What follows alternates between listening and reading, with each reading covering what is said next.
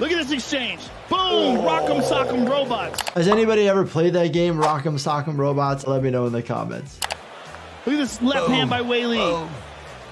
Getting like clobbered punches to the face or around the eyes. Obviously, the eyes are in our eye sockets and they're actually protected by the bones around that area. There's a lot of blood vessels. What ends up happening is as you get hit in those areas, the tissue swells and you get these really large hematomas.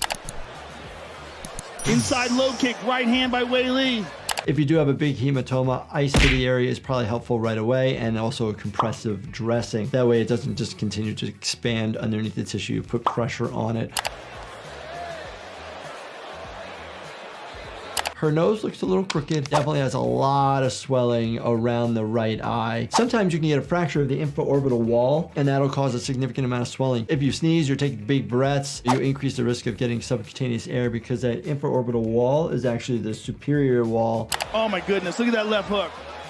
Look at this spinning back fist. The spinning round hit with the outer aspect of that right hand may be the fifth metacarpal, which is actually the smaller bone that actually fractures a lot. When somebody punches another individual and they hit with that area, you get what's called a boxer's fracture. Boom! My goodness. Hitting on the side of the head actually is a scary part because you have your middle meningeal artery, really dangerous to bleeding, and it can cause an epidural hematoma, which could be life-threatening if you're not aware that it's going on. Ooh. Where'd he get hit? Oh, that left lower extremity. Oy vey. Definitely has a lower tibial fracture, probably. Most likely the fibula broke as well. Structural support of the left lower extremity is useless now. This is probably a fracture that was pretty small and then just got exacerbated due to the activities that these guys do. Oh! There it is again! That left high kick! So big kick to the side of the head. It was actually a shin that actually looks like it hit the side of the head. You worry about skull fractures, intracranial bleeding. And Bisping is opened up and in all sorts of trouble. That'll do it! Vitor, go for it! Oy. Hitting abdomen, ribs, increase the risk of having fractures, a pneumothorax and a hemothorax. Got to be really careful, and the referee needs to step in at this point because individual on the bottom is not defending themselves. Oh, a retinal detachment to his right eye due to the kick to the head. So the retina sits on the inside of your eye, not the whole thing on the inside, but majority of it. Not all of it. It's got all those specialized cells that when the light and the images come into our eye, it goes through the lens of our eye, and then it gets shown to the retina, and the cones and the rods allow it to make an image to then send it back to our brains. Look at this, baby boys. You know what I mean? You know what I'm saying? No, this guy just took out a prosthetic eyeball out of his eye socket, which is not a retinal detachment. Retinal detachment, the eye is still intact. Oh, fractured shin. Oh, man. Mid shaft, you're hitting bone on bone. Typically, it's because these guys do so much hitting. Sometimes if there's a small defect due to a small minor fracture, then snaps all the way. Is that Chris Weidman? Yes, it is. Oh. Potentially needing a medullary rod versus pins and plates in there. Resetting it, making sure appropriate alignment. You really wanted to get realigned, and you worry about the vascular aspect of it where you don't want the pieces of the bone actually cutting into the vessels. Come on, take a look at it here. Look at this. I'm not gonna look, Joe, just tell me. Oy. For us to check that, obviously we're checking pulses, reassessing to make sure the perfusion of that leg is good, meaning is it pale, is it cold? Look at this. Kimura to Frank Mir. Oh gosh, oh gosh. Oh god, this is like, oh. I saw a little extra give and snap, and so, oy, most likely elbow.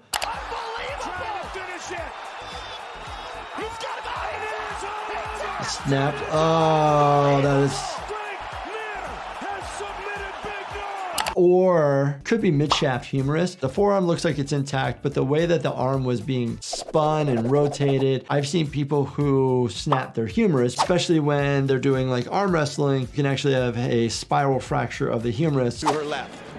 Good right hand by Eye, and that caused a cut on the ear of Leslie Smith. Be can see the cauliflower on Jeff. Oh, yeah. Cauliflower ear basically occurs when you get direct trauma to the ear, and it causes the deformity to the ear itself, typically due to the fact that you're having inflammatory cells go there, you're having blood in there. Watch this punch.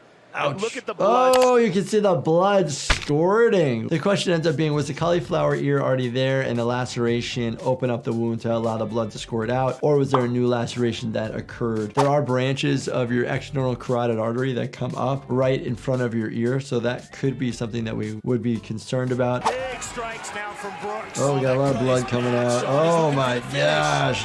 Oh, that's a horrific cut. Face bleeds a lot. Stitches to the face are pretty easy, and the face heals really, really well. You can use absorbable stitches versus non-absorbable. That is a bad cut below that eye. A faucet of blood coming out of that bad, deep cut under Alessio's left eye. Sometimes when it's so split open like that, you can do a few underneath absorbable stitches. That way it brings the tissue close and decreases the tension from the surface. So that is quite helpful. Oh yeah, look at that. Obviously, took a lot of trauma to the face because the nose is really swollen as well. This will swell up. You worry about any fractures around the area. You want to check the eye too. We'd probably do an eye exam. If there was that much trauma to somebody's face, depending on how the patient and the individual feels, do you do a CT scan of the head, neck, and face to make sure that there's no other trauma?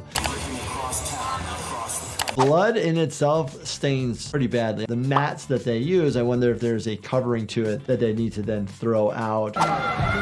Oh, no. Individuals awake, you can see the legs moving, but that was a loud noise to the head and face. Oi, look at that skull fracture. Holy cow. The frontal bone there, it does actually behave almost like a thinner bone because of the frontal sinus. The reason why you would actually do this, besides looking for the fracture right on the front, you want to make sure the fracture doesn't go into the brain, okay, into that cavity. That is a CT scan image that's then been reformatted for bony structure. So you're doing a CT scan, probably head, neck, and face because of the whiplash that you would get from this injury. Far more assists than goals for one of the terrific finishers in the NHL. Oh, he took it to the head. Oh, slap shot. I know he's wearing a helmet, but I think it hit him in the ear versus the side of the head. You got to worry about concussion, right? Skull fracture. You got to worry about an epidural hematoma. Get hit with that amount of trauma to your head, you got to get a CT scan. That hit little, up high. Oh, man. You have your middle meningeal artery that sits on the side here. If you get hit on the head, increased risk of rupturing open. And on the inside, you can get a lens-type bleeding. You wake up, you're doing fine, and then you go to sleep, and then bad things happen. Motioning to the training staff to hurry.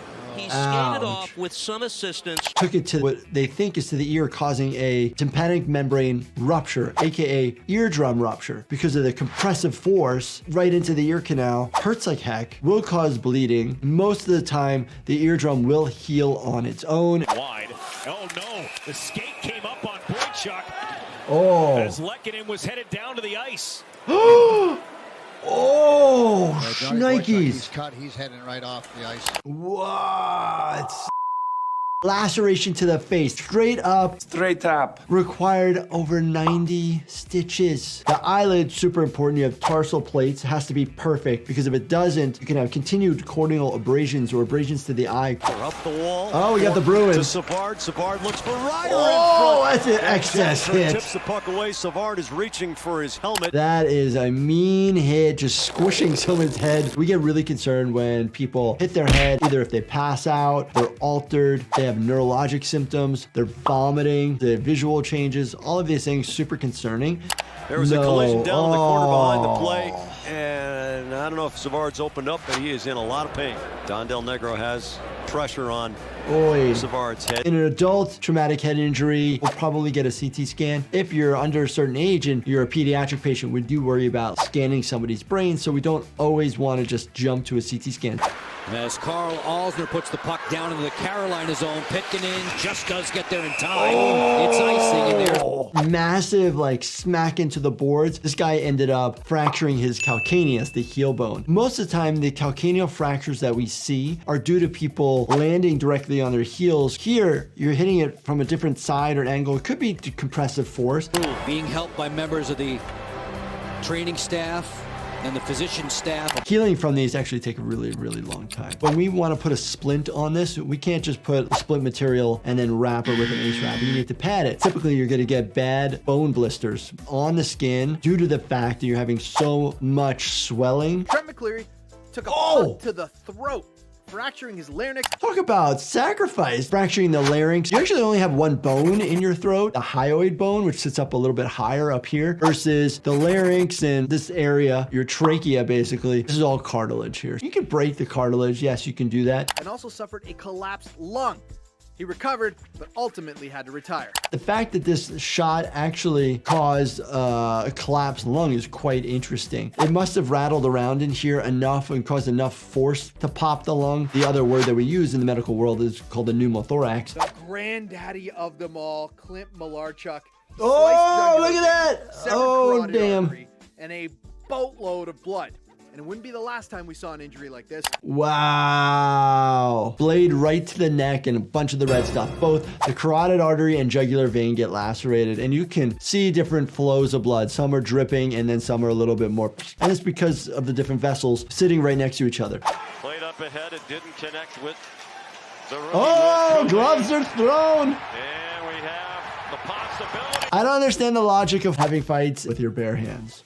But this is hockey. You always see people get fights. Battle right here. Delorier and Rempe. Look at this, it's like sizing them up. This started in warm-up. Okay, grab, punch, grab, punch, grab, punch. Sold in the mind. I do not recommend fighting. Oh my goodness. Oh, okay, all right. We got abrasions to the left forehead and a small cut to the nose. Your nose! That area of the nose, sometimes if it's a little bit more midline, there's a vessel right there and it can bleed a ton. Sometimes we literally have to put one stitch in there just to get it to stop bleeding. Smith drives to the net, goes around the net, pass block. Here comes McDonough with Zuccarello. Zibanejad is hurt behind the Rangers net.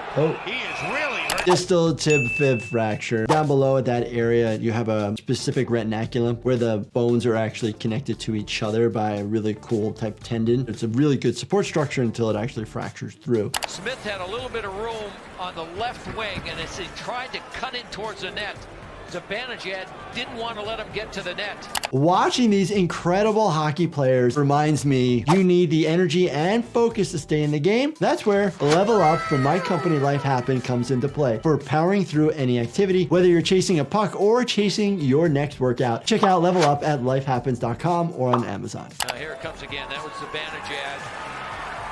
Oh, we got caught. Always. You just see him lose his balance on the cliff. Oh, that was not supposed to snap that way. He does have a fracture to that left lower extremity. You can see how it bends in a way that it shouldn't. You'll definitely need to get the fibula probably repaired with some plates and screws. And then the question ends up being, does the orthopedic surgeon do plates and screws versus a medullary rod straight through? It just depends how distal it is. So if it's more mid-shaft, you'll probably have a rod through. He comes in, he hits Zubers. It is the skate that comes up right there. Oh, went underneath. So hit him in the Flyers player. Oh, look at this. The laceration to the abdomen. Did they already put glue on it? That hurts. You're going to have to bandage that up. Make sure it doesn't bleed. He got lucky. He didn't go through far enough into like the abdominal muscles and into the abdominal cavity. He goes to the bench, and they're just taking a look at him on the bench. Doesn't look like he needs stitches. They're just stopping the bleeding, put some salve on it, make sure he doesn't get any infection. And he's right back on the bench. The commentators are wrong. You're wrong. That type of device that they have, it is either Dermabond or it is benzocaine, which could be used to put on steri strips to make the skin a little bit stickier. I do have to say that I'm not the biggest fan of the Flyers, so hopefully they lost the game, but hopefully he's fine as a person. And there's this block shot by Gregory Campbell. And he was out on that ice for a good 45 seconds after. He blocked that shot. Got a broken leg is what I'm told. Puck hit him on the lateral aspect of the leg. I anticipate it's a fractured fibula. While shorthanded, we saw the same exact thing happen last night in Los Angeles with Nicholas Hjalmarsson, Blackhawk defenseman. How's he skating? The fibula is the bone that runs along the outside of your leg, and it's the non-weight bearing bone. So you can step on the leg. It just hurts like hell. Chelsea was given a corner, and Terry... They haven't cleared it. Oh, man, right in the He head. wanted to clear the goal, and Terry tried to... Unconscious. Yep, he got knocked out. Kick to the left side of his head. Frontal probably hit the shin as well as a foot hitting the left side of his head. You worry about multiple different things. Concussion, bleeding in the brain, skull fracture, cervical spine injury. Those are the quick things you think about. Not the best idea. He swallowed his tongue. Saying that he swallowed his tongue. This is like a common thing that I hear. It's really difficult to swallow your tongue as it is attached to the whole floor of your mouth. So it's not like it just dislodges and goes backwards and you swallow it. You can't swallow it. Couldn't breathe and had to be treated on the field. What they're trying to say is the tongue flopped backwards, maybe occluding the airway a little bit. But you have your nasal passage. They actually put a nasal trumpet in. The entire stadium was speechless. Mourinho thought he lost his captain, and Diaby was praying right next to him. Luckily, he fully recovered, but the kick to his face was so hard, he doesn't remember anything from the incident. So very common actually, when somebody gets head trauma, traumatic brain injury, you can actually have events where you don't remember. The fancy medical word is amnesia. You can have retrograde amnesia versus anterograde, basically forward, backwards in time. He has retrograde. He does not remember the past. Best of corners. Oh. Player down inside their own half. Oh, ow, he got kneed into the back. And I believe he actually had a fractured vertebrae after this injury. Direct trauma to the lower back that caused pain immediately. Ow, that's gotta hurt. That's gotta hurt. You have multiple areas on the vertebrae, the C-spine, T-spine, and L-spine. You can fracture any component of it due to blunt trauma because the force has to go somewhere. According to what we could find out on the internet, if it was 2 centimeters in a different direction, it might not have been able to walk. I think if it was L3, 2 centimeters, maybe further up, an inch up, that's where the spinal cord is. Comes in here. Does he catch an arm, an elbow? What is it? He's holding his face. Oh, that's awful. When somebody takes an elbow to the face like that, you think fractured bones. Is it a fracture of the maxilla versus a fracture of the mandible? Did you fracture your nose? Those are all areas that if you fracture could start bleeding, typically because it actually goes through the skin as well, the amount of trauma. Jumps to get out of the way. Tries to get out of the way. Oops. Oh, he's got a lot of blood. Then you think, okay, how are the teeth? Are the teeth intact? Did we lose a tooth? Is it dislodged? Did it get fractured? And then what does the soft tissue look like? Did you lacerate your tongue, your lip? Oh, it's dripping. It's dripping a lot. That means there's an open wound somewhere that needs to be closed and put pressure on that area. Typically, if somebody's gonna get a nasal injury, you're gonna grab your nose, pinch it, and lean forward. And you lean forward because you want the blood to clot and stop right then and there. Oh. Ouch. I actually watched this game live. I believe he had a deltoid ligament injury, and then he went to try to play on it again. Look how swollen Messi's ankle is. He has swelling on both sides. Typically, if you sprain your ankle, one side where the sprain is going to be significantly swollen. Here, it's just like massive amounts of swelling.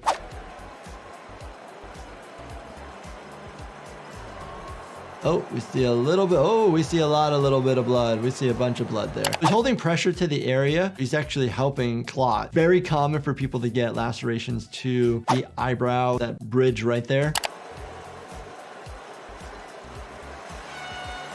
Could you numb it up, inject, sew it back up quickly on the sideline and get somebody back in? I don't see why that wouldn't be an issue. Your other options would be compressing the area, get the bleeding to stop, and put glue on it. That will work. Or they can steri-strip it. Steri-strips are also known to most people as butterflies. Oh.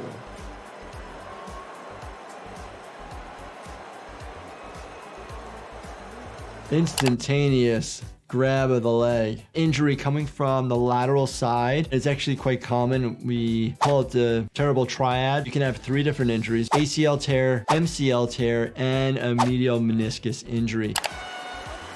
The left knee.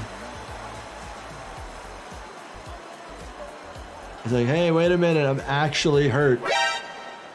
Ooh. Seeing all these gnarly injuries reminds me your body does a lot of its healing when you sleep. If you, my friend, are looking for a better night's sleep, definitely check out Do Not Disturb by my company, Life Happens, to support all phases of healthy sleep habits. You can find Do Not Disturb on our website at lifehappens.com or on Amazon. When we freeze it here, you can see that he nearly gets the ball, but Eduardo just nips it away from him. And it's, you know, it's absolutely horrific. Oh, come on. You actually see it. Come on. You can actually see the distal end of the tibia. I believe this is an open tib-fib fracture with dislocation. Because of how bad of an angulation this is, tendons and ligaments will rip.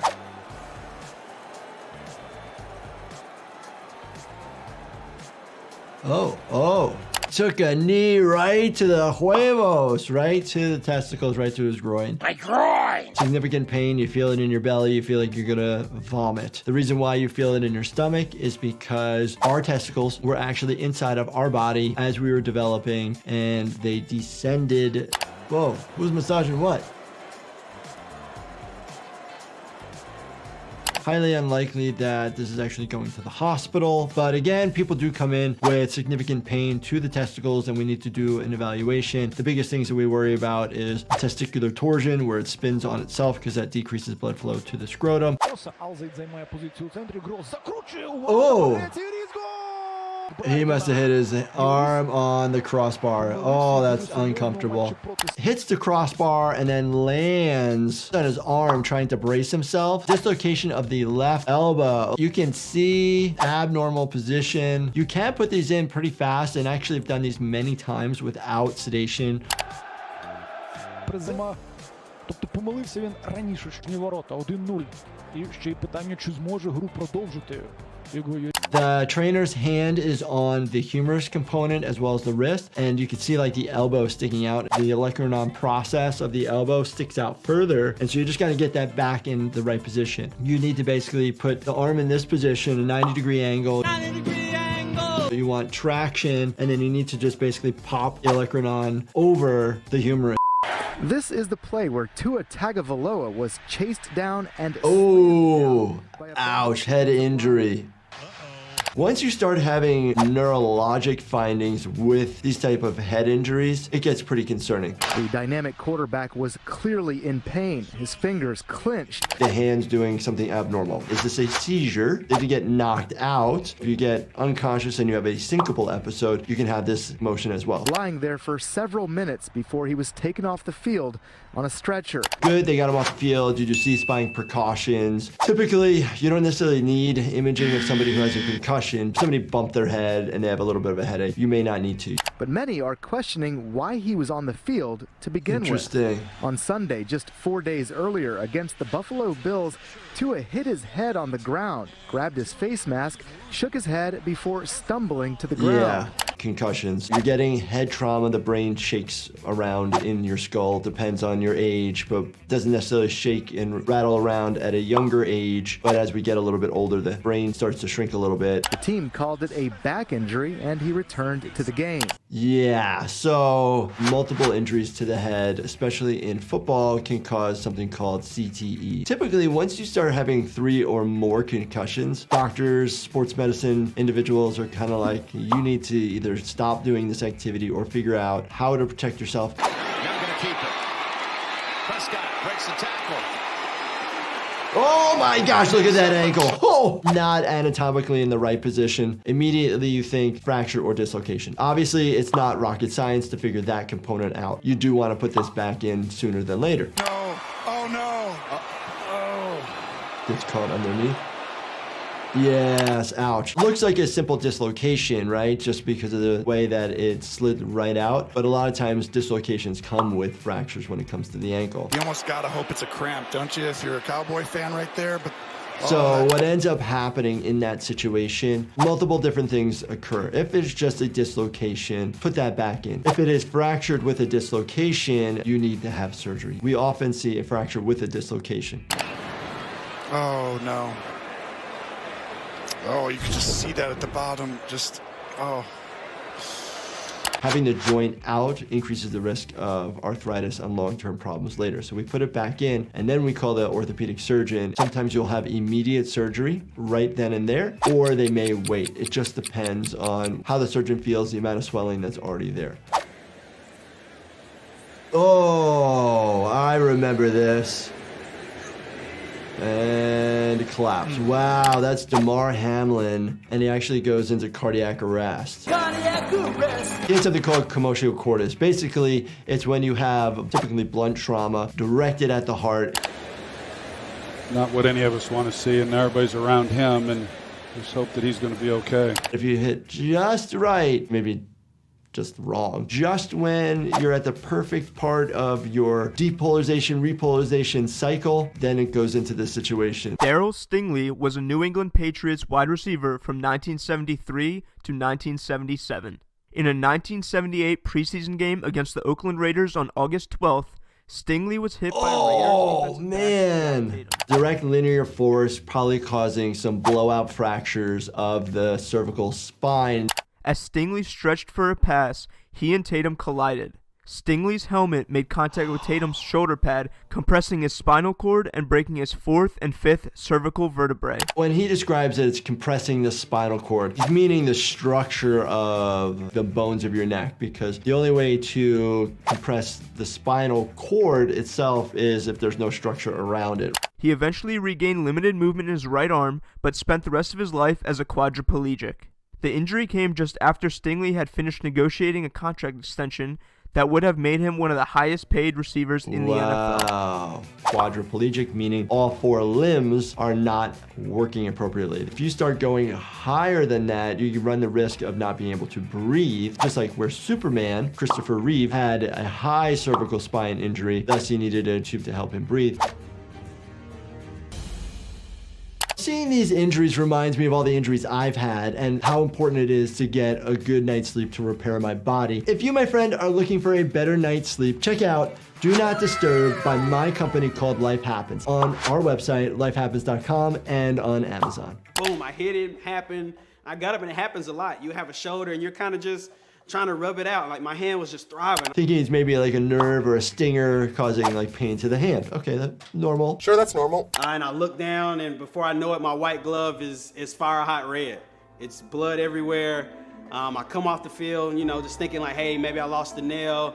Maybe, you know, something happened there. And before I know it, I could feel my heartbeat in my hand. That's quite common when people say they feel their heartbeat. It's just your normal pulse beating, literally due to the dilation of your blood vessels due to increased blood flow. You just feel it more where there's an injury because it's just more intense in that spot. They've taken the glove off, thrown it in the trash can, and from my nail portion up in my left middle finger, it's completely severed. The blood is spewing off onto the wall. We deal with this in the emergency department where people lose tips of fingers. You can have it traumatically ripped off. I've even seen people who use those like upside down back stretchers, the mechanism where it actually pivots from, get their fingers caught and rip their fingers off. And lo and behold, they pull my glove and the finger's out of there. The trash can.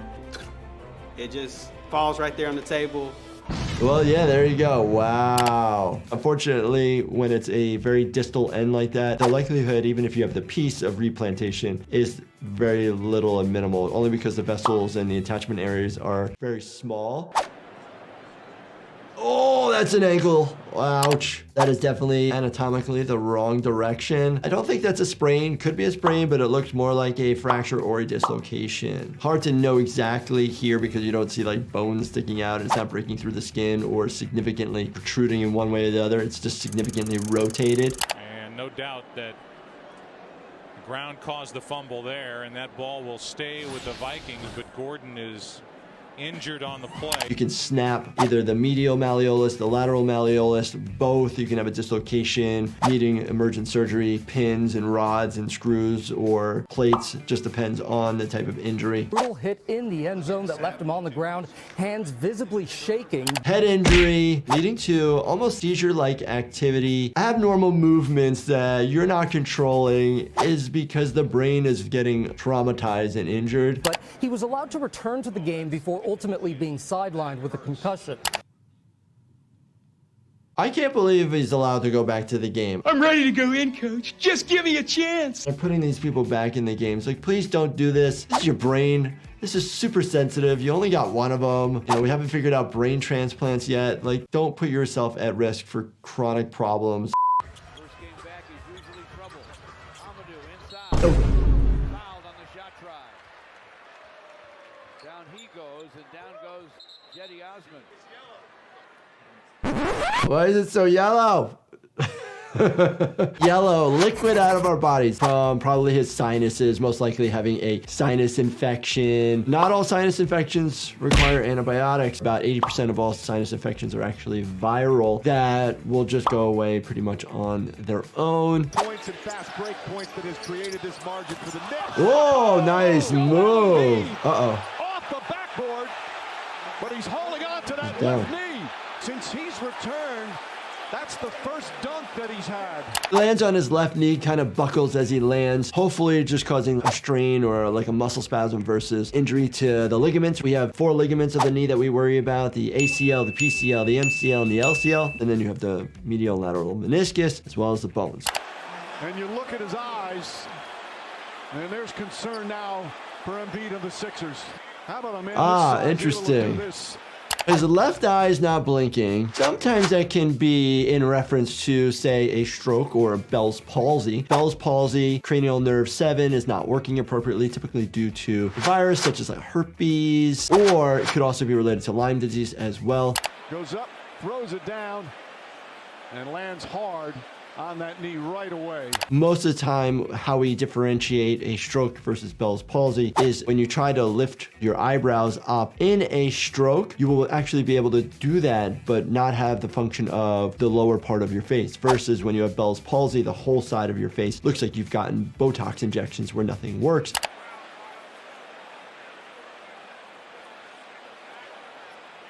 So Joel Embiid, they'll take their time checking him out. If we are concerned about a stroke, we'll end up doing a stroke workup, including a CT scan of the head, and depending on the timing, could actually get a CTA head and neck, as well as an MRI and other blood work. If you begin having any neurologic abnormalities to your face or your body, please get to the hospital ASAP. Don't wait. Since then, though, 0 for 6.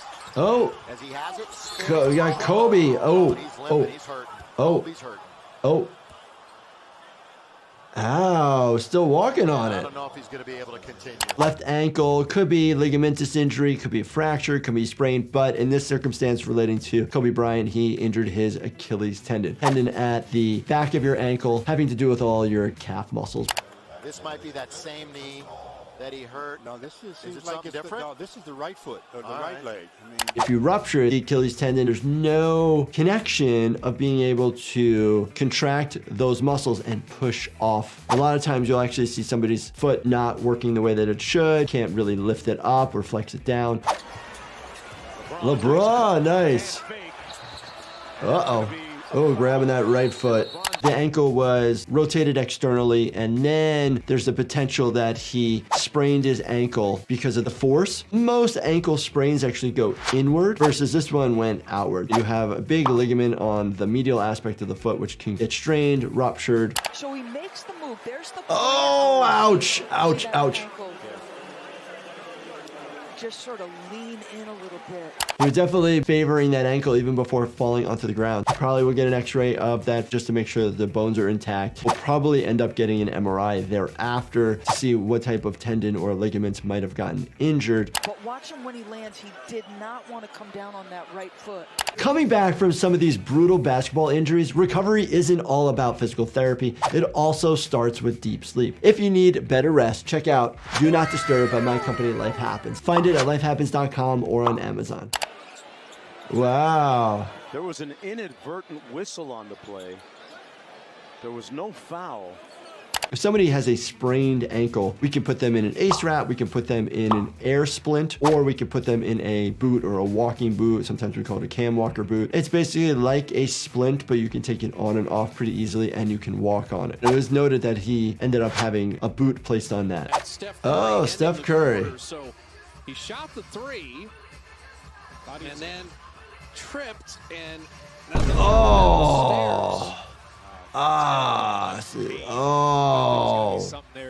I think Steph Curry ended up having a fracture to his tailbone. Hairline fracture versus broken bone, they're all the same. When you have a non-displaced fracture of a bone, this will heal pretty well. To stop reach it back. Maybe thought there was going to be a chair there or something. He's fading That's that is the worst. The tailbone is not something that you can splint or put a cast on. It just sucks. Bruised tailbone as well as a fractured tailbone are pretty much treated the same way. Pain medication as needed, decreasing the activity that's causing the pain, and sitting on a donut. Oh. Uh-oh.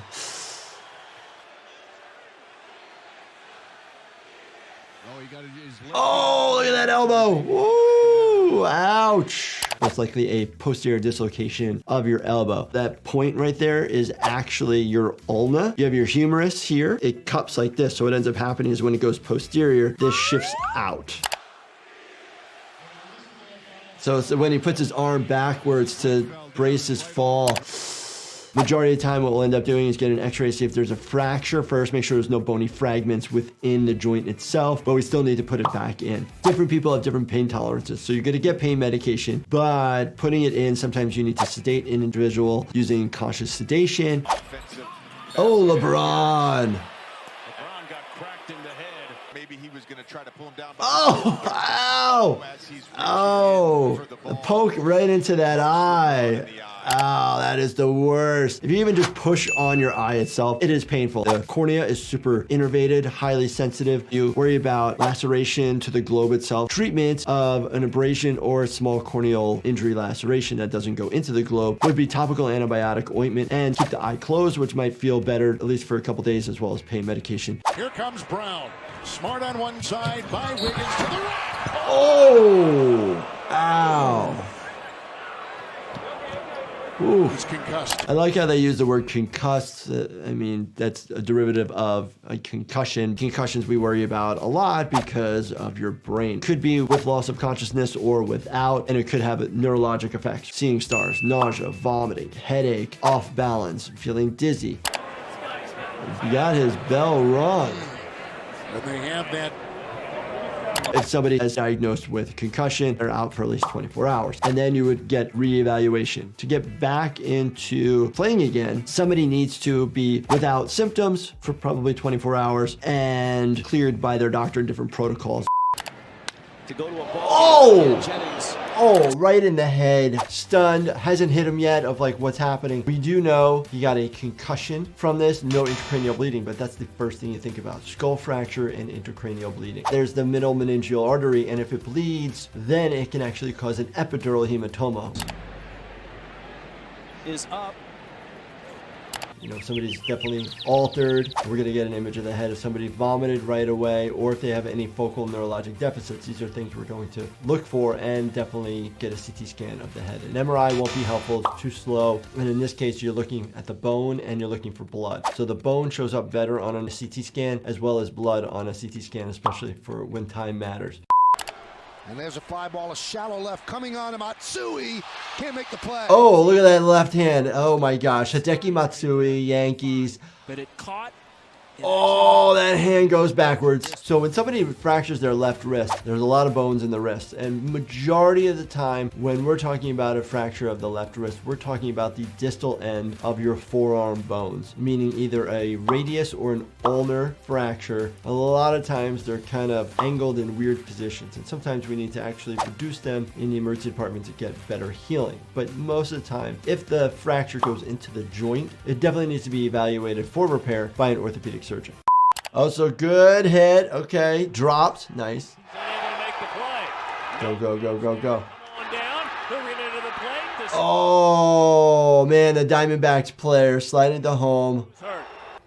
Oh, Stephen Drew. Right there, that left leg catches the shin guard of Jonathan Lucroy. Oh, no, no, no. It ain't his left leg. Come on. The Diamondback player's right ankle is facing the other direction. It is either an obvious fracture or dislocation. Without an x-ray, you can't prove that one way or the other, but most of the time, these are fractured dislocations, actually, especially the ankle joint. The ankle joint is made of the talus, sits on your heel bone, and then the tibia. The fibula sits on the side, helps make the structure of the ankle. Once we put that joint back into place, we put it in a Cadillac splint, meaning a stirrup splint on the bottom so it stabilizes it from moving left and right, and then a posterior one as well. 1995. Oh, Ken Griffey Jr., nice. Highlight reel at the Kingdom. With the Mariners trying to hold on to a 4-3 lead over the Orioles, Kevin Bass hit a shot off Randy Johnson. Oh my gosh, we don't get to see it very well, but actually the right wrist with the glove looked like it took more hit on the wall, but it's his left wrist not moving it well. It's in the classic position of like uncomfortability, I don't want to move it. Out of nowhere, Griffey tracked it down, then slammed into the wall. But this sensational catch came with a price. Junior shattered his wrist. He missed the next 73 games after doctors inserted a metal plate and 7 screws into the wrist. So very dramatic. The doctor puts 7 screws and a plate into the wrist. But you can see as his hand goes up, he actually goes to brace himself. It's the same mechanism as if you were to fall on the ground and put your arm out to brace yourself. You had plates put in, one because they want him to heal in a perfect alignment. You want to prevent any future arthritis by having the perfect healing. Sometimes you can have a very small fracture, something called a radial styloid or an ulnar styloid fracture. There's a little chip that's off the end. Those typically do not need to be repaired. Young ground ball. Atlanta Braves, New York Mets. Hudson got to the bag. Ouch. And a collision. Hudson might have been stepped on. Oh, that's going to snap your fibula, the bone on the lateral aspect of the leg. So that bone is not a weight-bearing bone. It's along for the ride. But the problem is it's going to put in such a strain on the rest of the ankle that you do increase the risk of snapping the tibia. This is not good. He had his right foot. Oh, the Braves player got stepped on. Hudson. Gonna need it. Oh! Depending on the fracture and displacement, hardware versus just splinting. But again, professional athletes, they are more apt to actually put hardware in to aid in the healing process a little bit faster and get them back playing. You want to check the proximal fibula because there's something called a Maisonneuve fracture. Typically it happens when there's a rotatory fracture of the ankle, but you want to check it out and make sure that you don't have another fracture up there. So sometimes we'll actually do a tib-fib film just to double check to make sure that there's no proximal fibular head fracture, or you could actually just squeeze that area and make sure they don't have any pain. An MRI has shown a broken bone. It's Oh. what pulmonologists called a compaction fracture just above his knee. Your knee in itself is made up of your distal femur, your proximal tibia, your little fibula sits on the side, and then your kneecap, which is your patella. But he injured his medial aspect of his femur, his distal end, and had a compression fracture, meaning that the amount of force squished his bone in. So he doesn't need to have surgery because it didn't crack it off. It's not displaced. It's not all torqued out of place, and it's not like you can go in there and suck the bone back out. It's compressed down. Hughes was hit by a comebacker line drive on Thursday in that game against Ow. Miami. Hughes does not need surgery. Man, that's gotta hurt. A lot of times when I see a femur fracture, that thing is due to gnarly force. It takes a lot of force to break a femur, and your muscles around your femur, the thigh, look at all the big muscles you got. They want to pull. So if the femur fractures, it actually wants to take those pieces and pull. And so that causes so much pain. So our job is actually to pull on the distal leg and pull it back down this way. Oh man, he just took it to the face. Holy cow. Ultimately, when you get hit on the cheek here, so this is part of your maxilla, and this is your maxillary sinus. So you can have fracture here of the maxilla. You can have fracture of the infraorbital wall of the eye socket. Obviously, laceration to where he got hit. You can see here on the corner. I've discussed before of anybody who gets a laceration to the lip, you need to suture the vermilion border first to make sure it lines up perfect. That's the edge of our lips. And then you can, sew up any other aspect of it that you need to on the inside. Oof. Oh, wow. Goodness. Right, it looked like the cheek. Typically, you'll end up getting black eyes in this area because the blood will actually seep underneath. There's a very small bone that protects that area. It's called the laminae papricia. If that breaks, you can get blood pretty easily to pool down there. About the top 3 teams. Here's a bunt that may have come back and hit Cowgill in the face. Oh, blood coming down. Wow. Wow, some of that red stuff coming way out of his face. Oh my gosh. We're seeing the red stuff drip from the bridge where it gets hit down. So that means that there's a laceration here. And actually, when you get cut on the bridge of your nose, it does bleed a lot, even from a very small injury. And it's just from the compression, pressure to that area, and a couple sutures that'll stop the bleeding, but the issue ends up being broken nose. So if you do break your nose, you'll also get bleeding on the inside of your nose coming out. And so I always tell people, make sure you pinch your nose if you're having a nosebleed and lean forward. This is the event back in 2012 in which he was injured and caused him to have to withdraw from the 2012 Olympic Games. Oh, just like that. Oh, no. Obviously, we see a big fracture to the left lower extremity, probably a tib-fib fracture, probably a spiral component versus a comminuted fracture of this leg. So a broken bone to the leg. Everybody turn away. Besides, obviously, the broken bone. You're worried about vascular injuries because you have major blood vessels that are running down the leg, and the bones get really, really sharp when they fracture. So you're concerned that they actually lacerate the arteries. You're in Rio, so you're in another country. They have different protocols in these situations. Maybe there's a language barrier, and maybe he wants to be taken care of by his own physicians. They might have this protocol to do full C-spine and spinal cord precautions in this situation.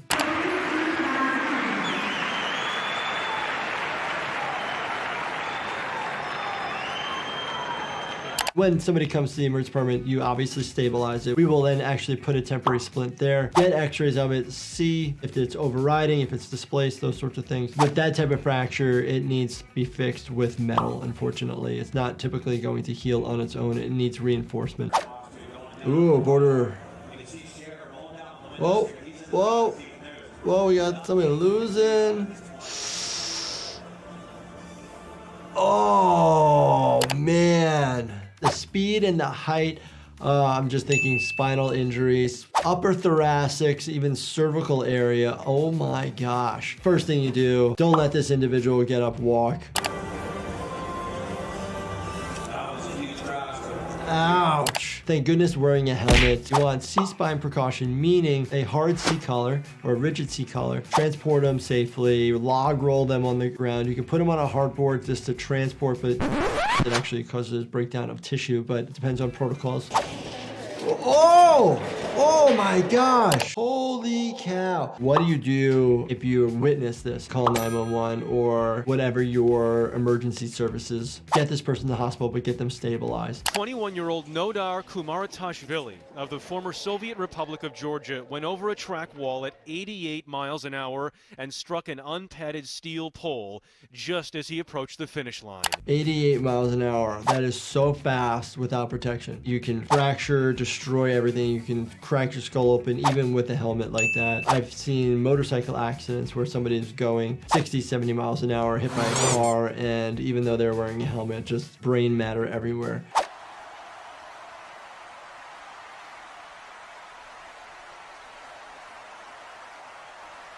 Oh man, that is no good. Most likely this is like a hamstring pull or tear. It could be the muscle that tears. You can have the tendon that rips off.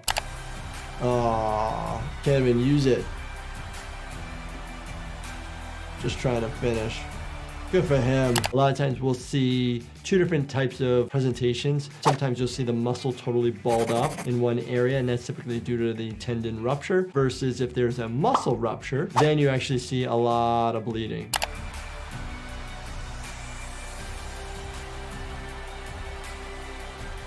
Oh.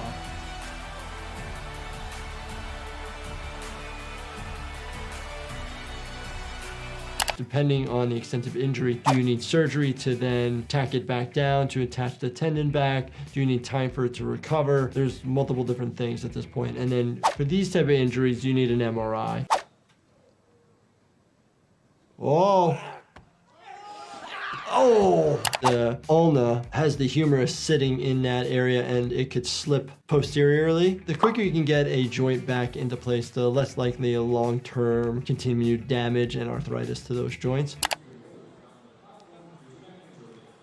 Zoop. Oh man, you get a better view from that. So I thought the bar caused the initial injury, but his right elbow dislocated. Elbow dislocations will cause significant amount of swelling. So again, if you could put it in faster and not have the patient wait a long time, but a lot of times you need to get an x-ray of this area first to make sure that there's no fracture. All eyes were on her as she sprinted down the runway.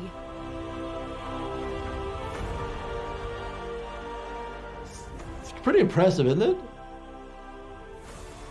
Oh, looks like there's already a bandage to her ankle. I think there was injuries to that ankle, including like ligamentous injury. So then the question ends up being, was it fully injured or did it get fully injured after? I don't know that. The US had their first gold medal in the team all-around. Wow. Having a ligamentous tear or rupture is painful, will cause a lot of swelling. There are a lot of ligaments in the feet. Typically, what I recommend to patients, it depends on the injury, obviously, ice within the first 24 hours, but then heat or ice, whatever makes you feel better thereafter. She hasn't really Ooh, the javelin. She's tough, though. She'll never take a backward step. So in she comes, final attempt. Wow. Oh, this doesn't Uh-oh. Somebody put it back in. Actually, that's how a lot of patients come in, holding their arm. They're holding their wrist to try to support it because you don't want it to move it. Sails out over 55 metres, but the shoulders, I reckon she's dislocated her shoulder. Oh, yeah. Definitely dislocated the shoulder. Most dislocations of the shoulder go anteriorly. So you have the part of the scapula, which is where the cup of the shoulder is. So it doesn't allow it to slide back. So it goes out and then gets stuck. On the right side. Impressive. Oh my goodness. The original injury was a dislocation of the shoulder when she was doing some Olympic lifting in a training session in Cologne, and it looks like it's come out again. The question ends up being, can you get right back into throwing? You're probably going to increase the risk of it dislocating again if you do it immediately. Obviously, it's not 100%. You just increase the risk. And then could you relax it, rehab it, and get back into the sport again? Yes. You just are always a little bit increased risk of having another dislocation. So it's just something to be aware of. She's such a fierce competitor. Seeing all these injuries really makes me think about the importance of sleep, especially for healing. For better sleep, try Do Not Disturb by Life Happens to support all phases of sleep. You can find Do Not Disturb at lifehappens.com and on Amazon. Certainly in recent times. Oh, whoa, that is not paint. That is fecal material. Had a bowel movement. So this definitely happens. The runs, people will say like during like long runs, stressful runs, that they may actually like poop their pants or pee themselves. Literally, the runs give you the runs. The race coming in 8th. Just pushing his body so much that he actually passed out. Something that we always ask individuals of like, oh, did you pass out? Do you remember the event? Did you have a seizure? Typically a seizure, you wouldn't remember the event. Passing out, you potentially would. You're still worried about a head injury because you're falling to the ground, you don't have strength, and your head is quite heavy. Ah, cool, like trampoline, sweet. Professional trampoline flipping. Trampoline! Trampoline! Athletes that are doing acrobatic tricks on a trampoline, flipping, tumbling, but it also requires like a ton of skill and excellent control. Things can go wrong in any professional sport. I'll never forget, midway through my residency, they opened up a trampoline park near the hospital I worked, and literally, we would get people come in all the time with broken ankles, sprained ankles, broken wrists. Oh. Oh! Man, that... You're not supposed to bend that way. You can fracture the bones of the spine to where you actually sever your own spinal cord. Not knowing exactly what happened to this individual thereafter of the injuries, but the things you need to worry about is paralyzation mid-abdomen down. Oh my gosh. I love how they do this, like measuring. And you're using your whole, torso, just like you're throwing a baseball. You rotate to get all the levers using your core muscles. Oh, he's not knocked out. Oh my gosh. Okay, so at least they're using a mouth guard so they don't knock their teeth out or bite their own tongue off. Good to use in sports where you potentially could get facial injuries. Oh, jeez. I see cotton in their ears, and this could be just making sure they don't get any injury to the eardrum itself, the tympanic membrane, because if you do have a lot of force, then the air pressure change within the ear canal itself can cause the tympanic membrane, aka the eardrum, to actually rupture open. Oh. It doesn't seem like it's a massive hit, but it is a massive hit. People pass out. Your brain is being shooken from side to side. Could you cause a jaw dislocation or fracture? Yes. Could you cause a maxillary fracture? Yes. Yes. Oh my gosh. Sweep the leg! So you're trying to knock somebody over by kicking their shins. Okay. What type of injuries would actually typically happen? We didn't see any bad injury here, but you know, the common ones are abrasions, lacerations, contusions, or like bruising, or big hematomas. Oh, repetitive trauma to your shin could cause some nerve damage to the area, could cause muscle damage or tendon damage. But you also think about people get shin splints from just running. If you're hitting a bone, you can potentially have continued breakdown of the bone.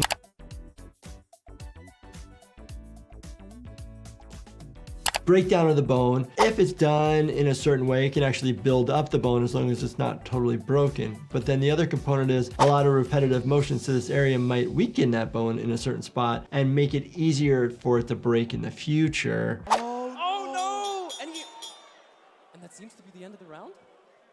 I think that's it. That's 2 minutes. And there we go. 2 minutes down. We're back to boxing. This is chess boxing. 2 activities in one. One round is playing chess and the other is boxing until somebody wins at chess or gets knocked out.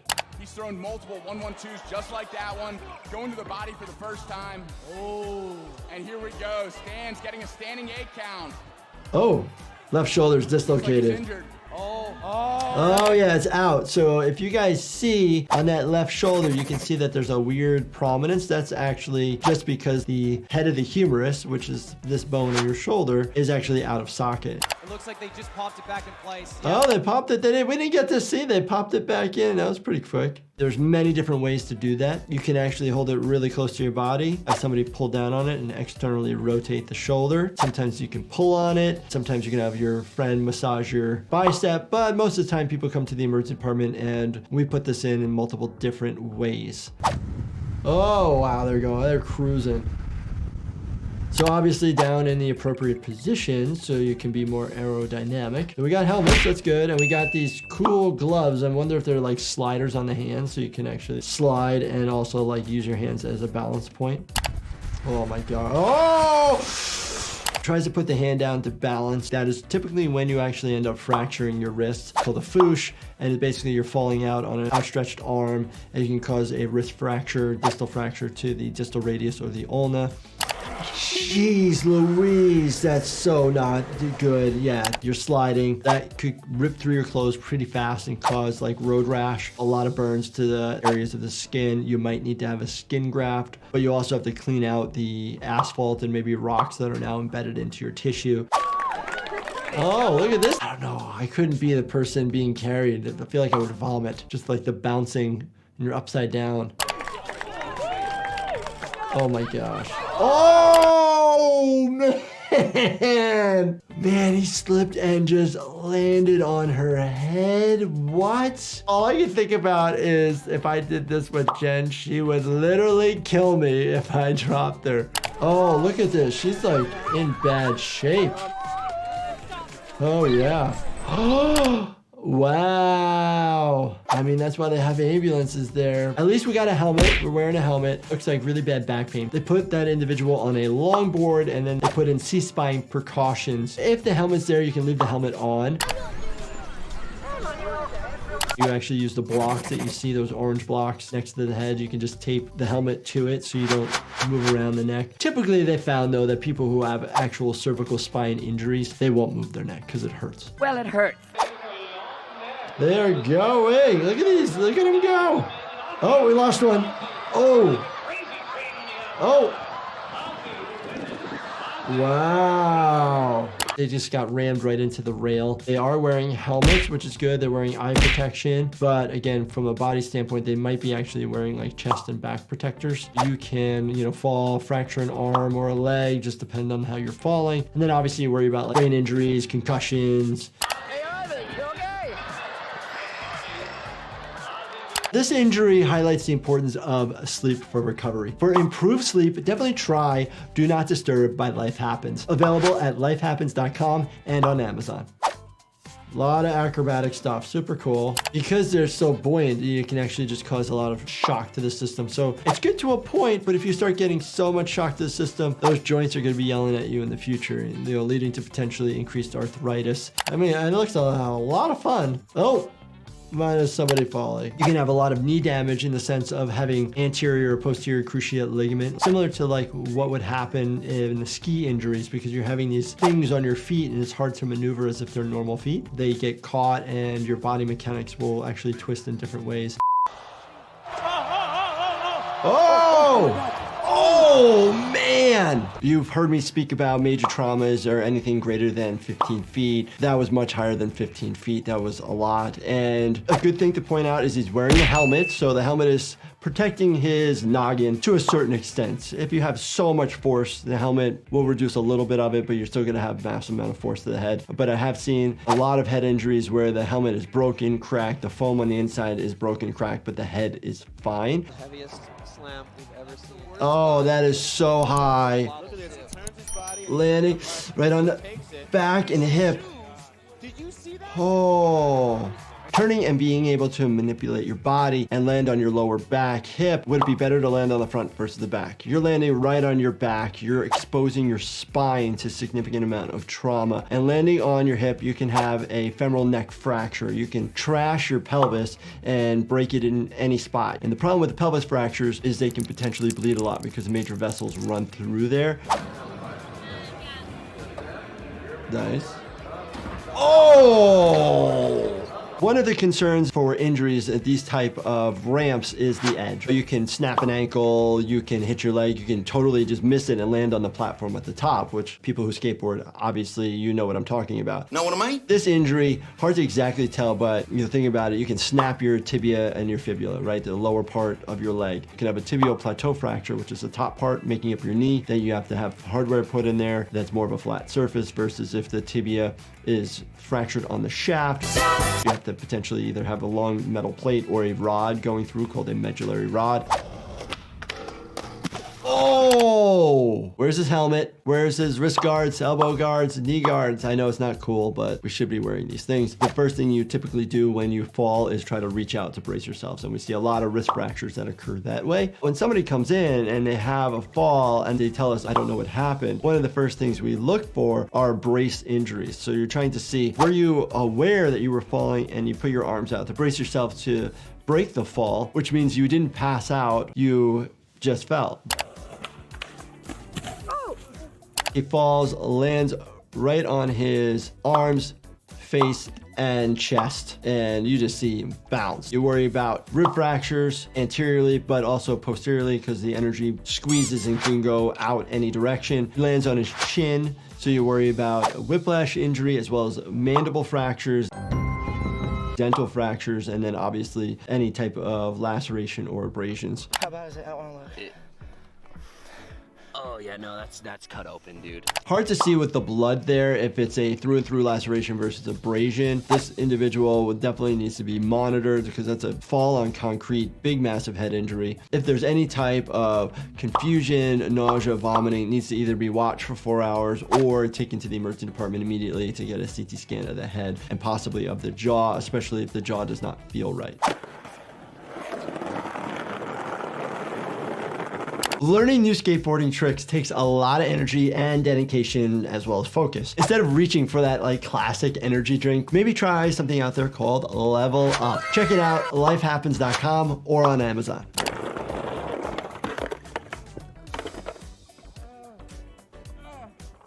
Oh, having a seizure? we see a tonic-clonic type motion of head trauma causing a seizure. So seizure activities, we have multiple different types of seizures. You have grand mal seizures, aka tonic-clonic, where it's like tight, not tight, tight, not tight. And then you can have partial seizures or petit mal, which are like almost like small or absent seizures where you don't even tell, but somebody's kind of just like staring into space. Wow. You can also have hypoxic events where somebody passes out having a little bit of shaking and you think it's a seizure. So individuals, a situation like this looks like a seizure, we need to protect them. So if there's big movements of the head, you increase the risk of having more head trauma where they smack the head against the ground. Typically, you want to log roll this individual to their side. The reason why you want to do that is basically protecting the airway. There's an increased risk of aspirating, vomiting, or even just aspirating on saliva into the airway and causing issues. Ambulance, bro. There you go, okay. Be all right, Lex, you'll be all right. You hear me? Lex, you good? Can you hear me? Did you really get that? Yeah.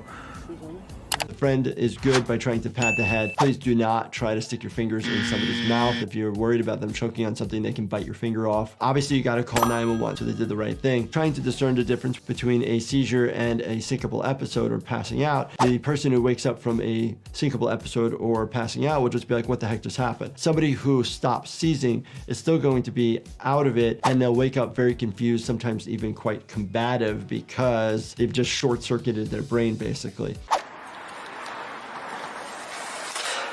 Oh! All of the weight just taken right into the axilla, upper part of the left arm, and then the forearm gets stuck. What injuries are we worried about? Obviously, that injury can cause a dislocation of the left shoulder itself or a fracture relating to the shoulder anywhere in this area. And then it could even cause a mid-humerus fracture. Just depends on where it gets hit. So if you get fractures, obviously it needs x-rays and we need to see if they're displaced or not. If they're displaced, we have to do a reduction, basically meaning sedation and putting it back in realignment and putting a splint in. And then the question ends up being, do you need surgery or not? If there's a good reduction, sometimes you do not. Oh, that ankle just went the wrong direction. Ooh, Nelly. Fracture dislocation is my first bet. Sometimes you can just dislocate it. Treatment basically will initially be the same. So you want to stabilize it, give somebody pain medication, and be seen at the hospital. Pre-hospital setting, they'll stabilize it, put you in whatever splint they have, give you pain medication, get you to the hospital. We need to get x-rays of this. Definitely double check that you have good pulses.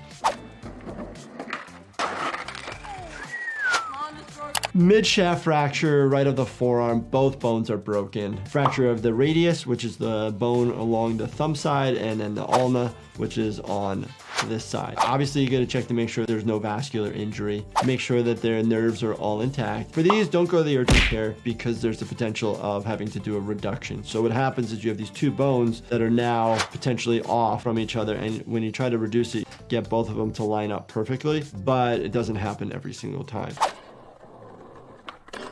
Nice. There's a pull. Oh, that's pretty cool. Oh. Luckily, the pole is actually wider. If it was a lot smaller point, then you increase the risk of rectal and anus trauma versus this is most likely probably just trauma around the tissue of the butt. But I get concerned about fractures of your ischial tuberosities or your inferior pubic rami, all because of where the bones are. So you do increase the risk of having fractures back there. Unlikely tailbone fractures.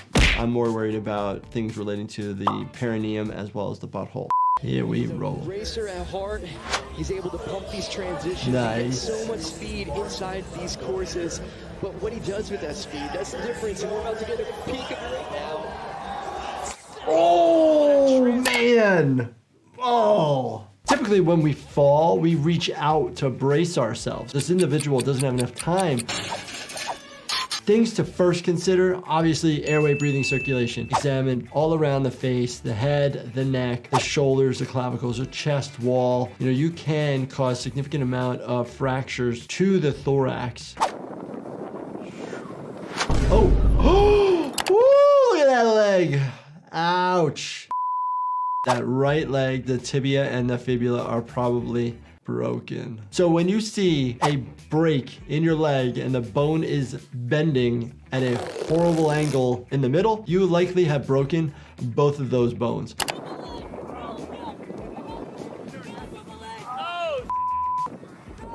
Wasn't the smartest idea. You got no pads. Obviously, that wouldn't help in this circumstance. Should be wearing a helmet just in case you do hit your head. And you're dropping a massive height and landing on a pretty flat surface. What would you do if you're one of the bystanders here? Obviously, you're gonna call probably 911 to help.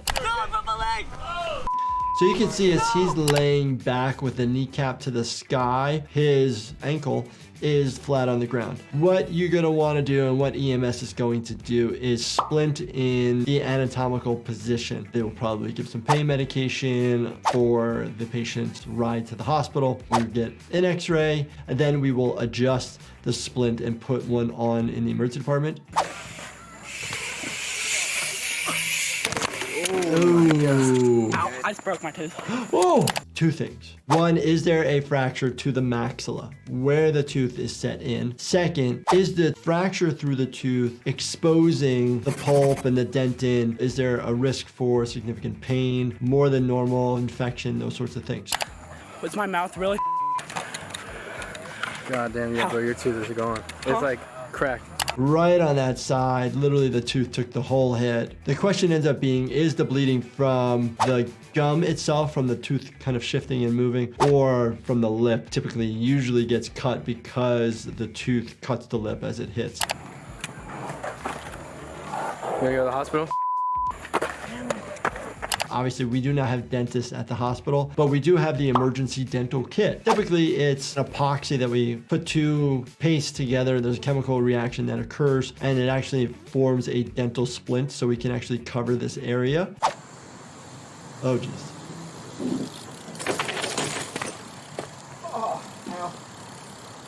Learning new BMX tricks takes a lot of energy and dedication as well as focus. So instead of reaching for that energy drink, which can way too often have too much caffeine or other weird ingredients, try out Level Up by my health supplement company called Life Happens. Check it out at lifehappens.com or on Amazon. Your lens fell out? Yeah. Says that his lens came out, so I'm assuming its contact lens fell out of his eye. Probably pretty hard to find in the grass. You might be able to see it. Just bent my arm the wrong way. He said he's bent his arm in the wrong way. When somebody comes in with any of these types of fractures or dislocations, obviously we have to get an x-ray of those areas and then put them back in anatomical alignment. Sometimes we can use sedation, and sometimes we do not have to, in the sense of it can be fixed pretty easily. I can see you shaking. He didn't fall from a great height, but he probably twisted in such a way that just caused significant discomfort. Just be careful. Just wear elbow pads, knee pads, and a helmet, please. Ooh, stairs. Oh, passed out. Oh my gosh. That is such a high jump. Literally landed right on his head and his face. Fractured jaw, fractured cheekbone, the maxillary sinus here, maybe an orbital fracture around this area, and then we always worry about intracranial bleeds, cervical fractures. He's knocked out. Yeah, obviously he's knocked out. Then you have to worry about cervical immobilization. So he's face down. You want to get him in a better position. Obviously, if he is breathing okay, leave him in this position. But if he's not and you need to get the bike away, you need to stabilize the neck and log roll. So multiple people roll this individual to their side. Okay. Oh, the groin. My groin! You can actually injure your testicles. You can rip your scrotum open. You can cause hematomas, blood to your scrotum. If the handlebar hits in your mid-abdomen, we worry about a hematoma forming in this area, especially your duodenum. Oh, he's having a seizure. Tonic, clonic movements, so it's contractions, relaxing, contraction, relaxing, tonic, and clonic. In this circumstance, if somebody is having a seizure, don't stop them from seizing. Potentially roll them on their side in case they are vomiting and support them and make sure that they do not cause any more head trauma to themselves. Is there blood on the back of his head? There's blood back there. Wow. You got hit in the head by the ground as well as the bike hitting him. We see blood dripping out on the back, and then we see him seizing. You need to control the bleeding in the back of the head. Call 911, get somebody there. You can have a traumatic injury to your brain that causes you to have a seizure immediately. Doesn't mean you have a seizure disorder. It's from getting your bell rung in a certain spot in your head. He comes down out of that. Oh! That back peg right into the left back, left flank. What's over there? Anybody get it? It's your spleen. Protected by your ribs, but that amount of force could cause a splenic rupture. If you rupture your spleen due to trauma, you're going to have the spleen removed.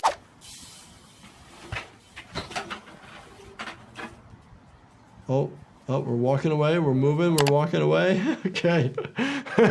Super cool idea, minus the fact that you're going a 90-degree angle. 90-degree angle! Holding both knees. The concern when somebody lands on both knees is, besides the patella fracture, you also worry about tibial plateau fractures. That was huge. Whoa. I really hope where he hit on the bike seat landed on either the thigh or the buttocks versus like directly into the perineum or into your scrotum. The perineum is the space between your butthole and your scrotum, or the butthole and your vagina. You can bruise that pretty badly. It can get really badly infected. Oh man. That could hurt. I mean, that could go deep and cause worse lacerations. Those likely do not need to be closed. They don't go all the way through all the layers of the skin that we worry about in the sense of exposing the underlying tissue like those fat cells and the muscle underneath. First fight. Oh! What happened here? He got bit, I think. Human bites, animal bites, different types of traumas. Our mouths are quite dirty, so you have to cover it with different types of broad spectrum antibiotics. Where did we get that on tape? Biting Holyfield in the right ear. Hurts like hell, but he certainly had a big bite. And that's a danger. I remember hearing about this a long time ago. The outer aspect of the ear here was bitten off. Yes, you can try to put it back together, but there's a lot of cartilage. Cartilage does not have a lot of blood supply. It could take a very long time for it to heal. Then you also have a high risk of infection that won't be treated well because, again, you don't have a good amount of blood supply. Left hooks, and that wasn't a dynamite left hook, but it was one of the few left hooks he's been able to get in. Another left hook and a right hand by Garcia. And now, Garcia forced to take a knee. So it's hitting the liver, the right upper quadrant of your abdomen or the lower part of your chest. By your ribs, the liver sits underneath that area. Garcia's promoter, Oscar De La Hoya, who was stopped by Bernard Hopkins following a paralyzing body shot with a delayed reaction. The capsule around the liver is very sensitive. The diaphragm sits right on top of the liver, so when you take a deep breath, the diaphragm pushes down on the organs of the abdomen and directly onto the liver. Gervonta Tank Davis just stopped Ryan Garcia. Things that I worry about as an ER doctor when you see injuries like this: hematoma, expanding blood within the liver itself, the liver being lacerated and bleeding out, and then also rib fractures causing pneumothorax and hemothorax, or even the rib puncturing into the liver causing issues. Oh, you see it there, it just gives way. Oh, wow, that's nasty. That really is nasty. Oh my gosh, you take a look at that right ankle of Robbie Davies. It's totally 90 degrees the other direction. And we see this a lot with fracture dislocations. Basically, you break the bone and then it dislocates out of joint. This happens more often in the emergency department than just a dislocation. Oh. And now Lara may have hurt Angulo with that combination, and Angulo's hurt. And it's unbelievable. Angolo's hurt. Let's see. Get hit in the face. Oh my goodness, that is a lot of swelling quickly. You think, okay, is there a fracture to the frontal bone, the zygomatic arch, or to the inferior orbits, or any of the bones around the orbits? If you feel like you need to sneeze, you ask patients to sneeze with their mouths open. That way they don't stifle it in case there is a fracture, especially in the inferior walls connected to the sinuses, and then air can get into the soft tissue. Massive hematoma. So even the announcers, massive hematoma. Is this just a massive ruptured blood vessel, thus causing a significant amount of swelling hematoma there? Oh, look at this blood pouring out of that left ear. Oh man. I've seen, definitely injuries like this, usually due to like car accidents. It got ripped. Was there a defect there already? Was there already an injury, or was that significant amount of force that ripped that area? Stop it right there. Ouch. It didn't fully avulse off, which is good. What do you do when this happens? You want to take gauze, kind of squish the ear, and then pat it to the head itself. Put pressure so you decrease the bleeding. Then you need to get to a plastic surgeon. Oh, that's a lot of blood. Oh, right in the middle. Whoa, split open. We see this type of injury often enough when somebody falls. Super easy to fix, actually, but does bleed a lot because of the major blood vessels there. If you put enough pressure on the area, you'll get the bleeding to stop. But yeah, it's a big old gash right there in the forehead. We would do probably a couple subcutaneous sutures that are absorbable and then non-absorbable stitches on the top. Oh, whoa, whoa, whoa, whoa. Are we allowed to tackle? Holy swollen face. Obviously, the first thing you think about swelling is just soft tissue trauma. You see people when they box it, they're getting the metal thing pushed on their face. It's cold, and it's just causing pressure to the area to try to get the bleeding to stop underneath. Boom. Oh. Could this guy also have a broken bone of the nose because there's significant amount of swelling to the right side of the nose? Maybe. Obviously, boxers increase the risk of nasal fractures. The bone of the nose fractures pretty easy when you're getting hit multiple times. That is a lot of swelling. There's a very small bone called the laminae papricia, which can fracture pretty darn easy and cause bleeding. There's some bleeding here, which means there's open lacerations. Hard to see exactly where those are coming from. They also could just be abrasions that the blood is seeping through because the glove itself ripped the tissue.